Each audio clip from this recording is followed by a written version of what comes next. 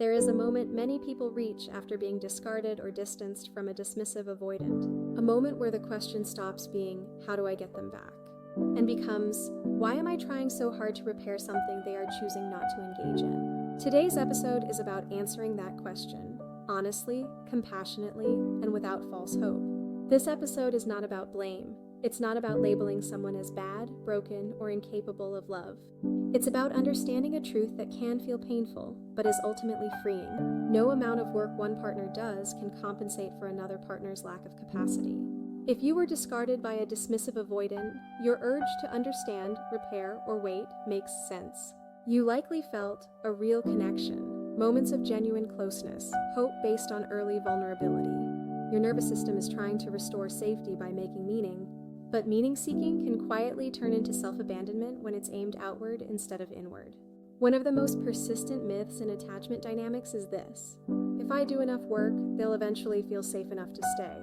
But attachment healing is not contagious. You cannot regulate someone else's nervous system for them, tolerate discomfort on their behalf, or love someone into readiness. Growth requires internal motivation and sustained action. Without that, nothing sticks.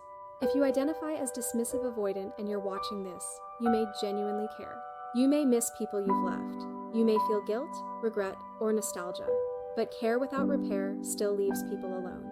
Healing isn't about understanding your patterns. It's about staying present inside the discomfort those patterns were built to avoid. Insight without action changes nothing. And if you were the one left waiting, wondering, or hoping, choosing yourself is not avoidance. It is not punishment, and it is not bitterness. It is recognizing that a relationship requires two people willing and able to show up, especially when it's uncomfortable. Staying hopeful in the absence of capacity is not loyalty, it's self-erasure. Choosing yourself doesn't mean shutting down your heart. It means no longer chasing repair where none is offered, no longer translating distance into potential, no longer doing emotional labor alone, no longer waiting for capacity to appear. It means redirecting your curiosity inward, not, why can't they show up? But, why am I drawn to people who can't? That question leads to healing. Here is the reframe that ends the cycle. You don't need someone to become secure for you. You need to become secure for yourself.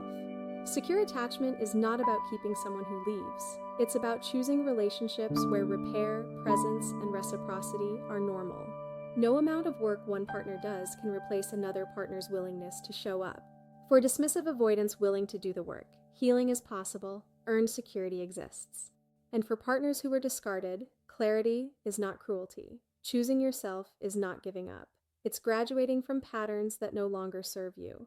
The next step isn't more analysis, it's alignment with your values, with your nervous system, with relationships that don't require you to disappear in order to be loved. Thank you for walking through this series with me. If you found this helpful, please like this video and subscribe to the Attachment Academy for more insights on building secure relationships.